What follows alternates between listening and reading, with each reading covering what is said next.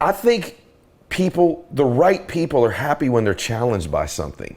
Like when they're pursuing something, when they're challenged, like when they're not where they could be. Right. When they're not who they could be. We love making a difference. But what makes us make a difference is the pursuit of who we've been becoming, these challenges. And I want to kind of go in your head a little bit because I've not lived this and very few people have lived this. Okay. But so this whole thing that you did, you get out, I can't cover the whole military thing because I want them to read the book. I'm going to do the Badwater 135. Number one, the hardest race in the world, Badwater 135. I'm like, that sounds fucking nuts. He's like, hey man. I'm like, hey Chris. I call him up in the first conversation. Hardest thing I did in my entire life, dude, was this one race. I talk about, my cookie jar is basically something I invented about.